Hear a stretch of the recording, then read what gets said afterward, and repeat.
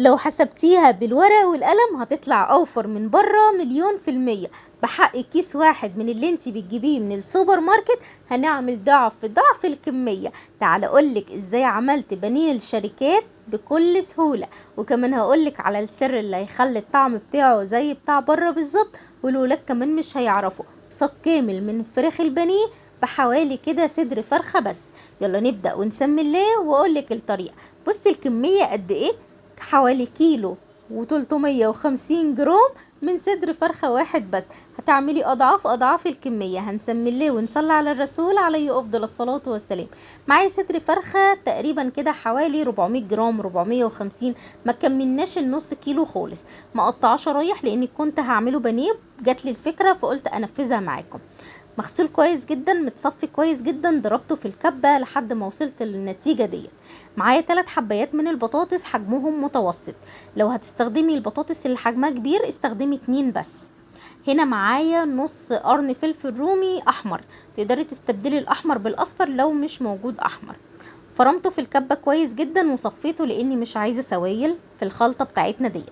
بضاية، وكمان هحط بقى معلقتين كبار من النشا، وهحط معلقتين من الدقيق، لا معلقة واحدة من الدقيق، معلقتين نشا ومعلقة واحدة من الدقيق.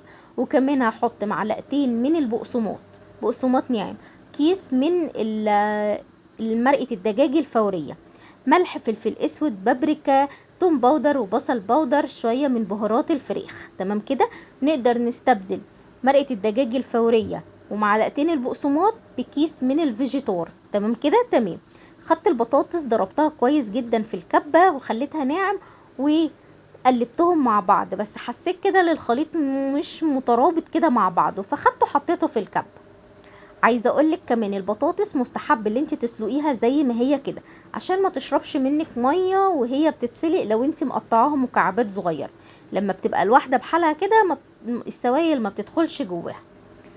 جبت بقى بعد ما ضربتها كويس جدا معايا نص كوبايه من الزيت. انا خدت بس يعني خدت ربع كوبايه وزياده معلقتين. فردت كده الفراخ في الصاج وعليها شويه من الزيت، واهم حاجه الصاج يكون مدهون من الزيت عشان لما نيجي نخرجها من الفريزر تخرج بكل سهوله. هحاول كده ان انا افردها كده بايديا، اخليها كلها سوا بعض، ما تبقاش حته عاليه وحته مش عاليه بالشكل دوت كده. وهبدأ بقى ان انا اقطعها. ليكي حرية الاختيار في التقطيع، عايزاها صوابع طويلة تبقى زي الاصابع الدجاج المقرمشة، عايزاها مكعبات صغيرة زي اللي انا عاملاها، عايزة تعمليها زي قطعة البانيه اللي بتتباع بره بالظبط ممكن تعمليها زي ما انت عايزة. اللي انت عايزاه في المرحلة دي اعمليه كده. خلاص هغطيها بقى بكيس بلاستيك وادخلها الفريزر.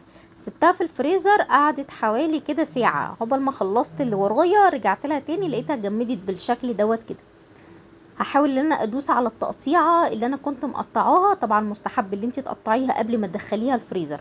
معايا بقى هنا 3 كوبايات من الكريسبي، والكريسبي دوت بيتباع عند العطار، في منه اللي هو الحار وفي العادي. انا جايبه العادي. بس ال3 كوبايات خدت منهم كوبايه فرمتها في الكبه كويس جدا حطيتها على الكوبايتين، ومعايا طبق تاني فيه كوبايه من الميه الساقعه، ميه من التلاجة. تمام كده. هبدأ بقى اخد قطع الفراخ واحطها في الميه وابدأ انزلها في الكريسبي دوت. في المرحله دي تقدري تعملي الخطوه مره واحده، عايزه تعمليها مرتين براحتك خالص. انا هنا عملتها مرتين عشان خاطر الكفر اللي بره يبقى زي اللي بيتباع بره بالظبط. عملت الكميه كلها بسم الله ما شاء الله، طلع معايا كميه كبيره بالشكل ده. تقدري تحتفظي بيها بقى في الفريزر، تنفع الفترة اللي جاية بقى لللانش بوكس الولاد رايحين المدارس. يلا بقى منشن وشير عشان الكل يستفيد.